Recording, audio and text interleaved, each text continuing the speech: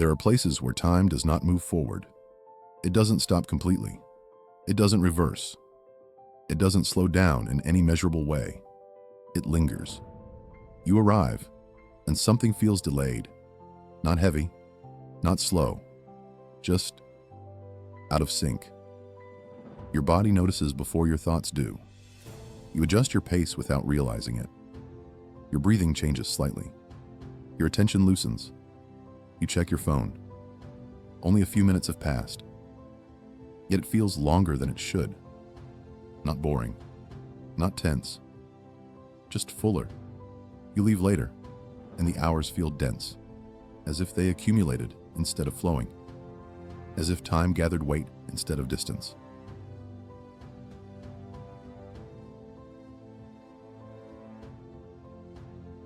Nothing dramatic happened. No unusual event. No clear explanation.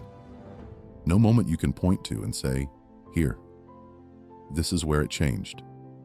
And yet, time refused to behave normally. It stayed close. It stayed unfinished. Time is a moving background. Most places feel temporarily neutral. A street is a street. A room is a room. A cafe is just a cafe. You enter. You leave. Time passes quietly in the background. You don't feel it moving. You don't feel it resisting. It doesn't demand attention.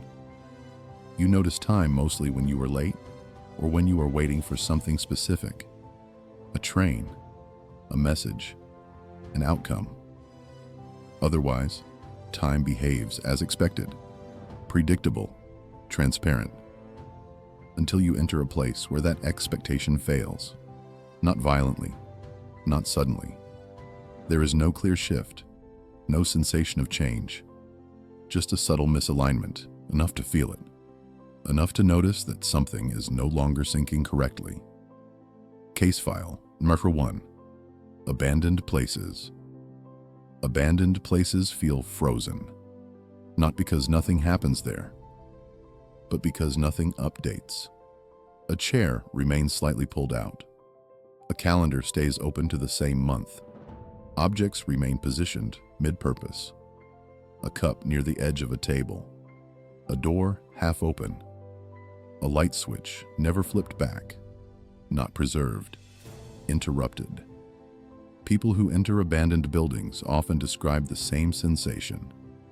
It doesn't feel like the past. It doesn't feel like decay. It feels like time paused without completing the moment, as if the final action was never finished. Dust accumulates slowly. Light changes throughout the day. Shadows move across walls. But the scene itself resists progression. Nothing advances the story, as if the instant of abandonment never fully concluded. Time didn't leave. It stayed unfinished, waiting for something that never returned. Case file, number 2, temporal isolation.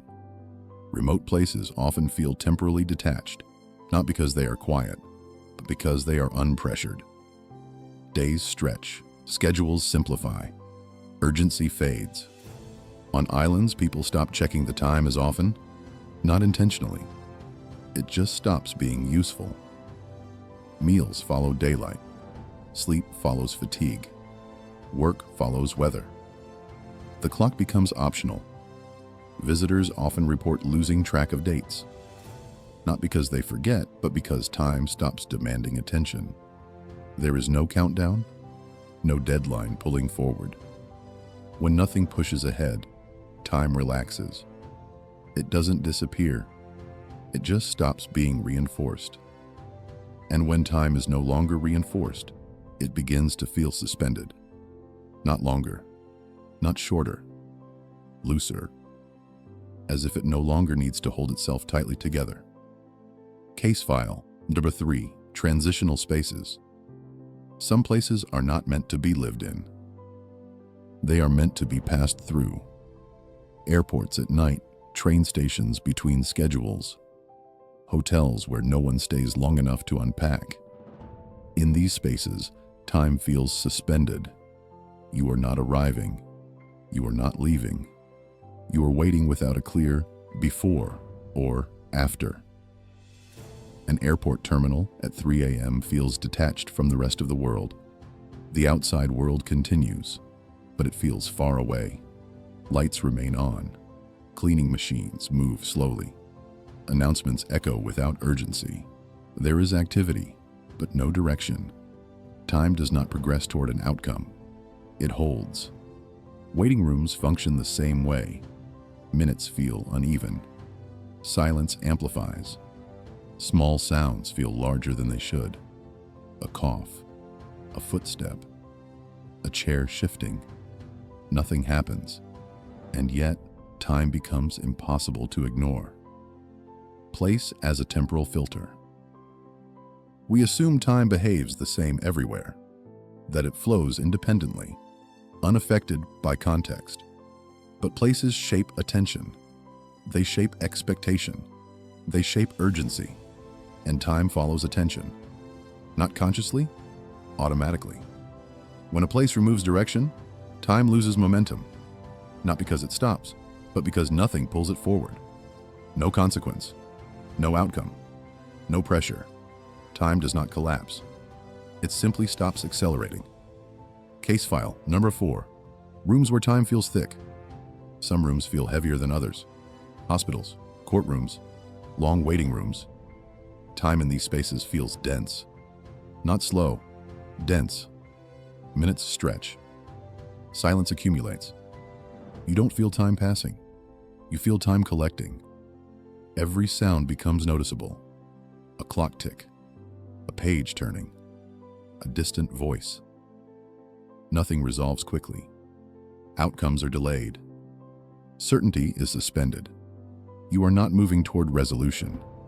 You are suspended inside anticipation. Time does not flow. It stacks, layer by layer. At some point, a pattern emerges. Time does not behave independently. It responds to purpose, expectation, consequence. When a place removes direction, time loses traction. Not because it stops, because nothing pulls it forward. This does not mean time is broken. It means it is responsive, sensitive to context, sensitive to pressure. And that changes everything. If you felt this in certain places, this channel explores these moments deeply. You can subscribe to continue following where curiosity leads. Some places don't trap people. They trap moments. They hold time in an unfinished state. A moment that never concluded. A process that never resolved. And when you leave, time resumes. The world moves again. Schedules reassert themselves. But something stays behind. A sensation. A residue. The feeling that time did not fully belong to you there. If time can behave differently, depending on where you are, then it may not belong to clocks at all. It may belong to attention, to pressure, to meaning.